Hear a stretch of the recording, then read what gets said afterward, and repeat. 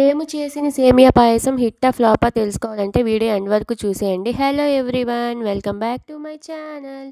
ముందుగా స్టవ్ మీద ప్యాన్ పెట్టుకొని 2 టేబుల్ స్పూన్స్ నెయ్యి యాడ్ చేసుకోవాలి. దాంట్లో డ్రై ఫ్రూట్స్ కూడా యాడ్ చేసుకోవాలి. ఇక్కడ నేను జీడిపప్పు, బాదం, కిస్మిస్ యాడ్ చేసుకున్నాను. అవి మంచిగా ఫ్రై అవ్వనివ్వాలి. మంచిగా ఫ్రై అయిన తర్వాత తీసి పక్కన పెట్టుకోవాలి.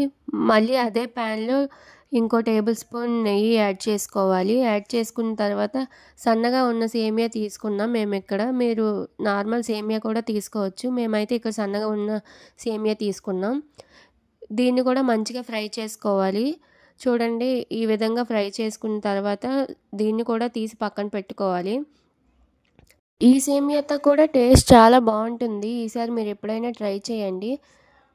ఇది తీసి పక్కన పెట్టుకున్న తర్వాత అదే ప్యాన్లో మిల్క్ యాడ్ చేసుకోవాలి. మేము ఇక్కడ 1/2 లీటర్ మిల్క్ తీసుకున్నాం.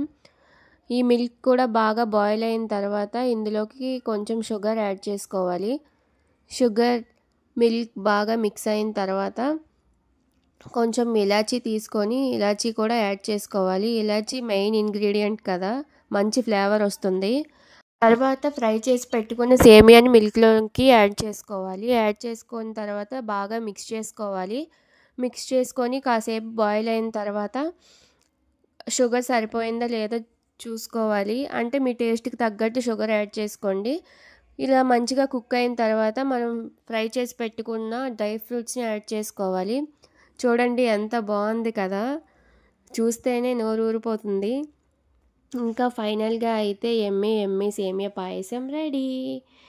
బౌల్లో సర్వ్ చేసుకొని తినేయడమే. లాస్ట్లో మా రియాక్షన్స్ యాడ్ చేసాం చూడండి. అప్పుడు మీరే కామెంట్లో చెప్పండి హిట్టా ఫ్లాపా అనేది.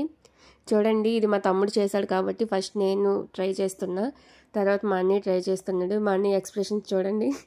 మీరు అబద్ధం అనుకోకండి, నిజంగానే టేస్ట్ అయితే చాలా బాగుంది. ఫైనల్గా చెఫ్ అయితే తింటున్నాడు. Thanks for watching. Please subscribe my channel.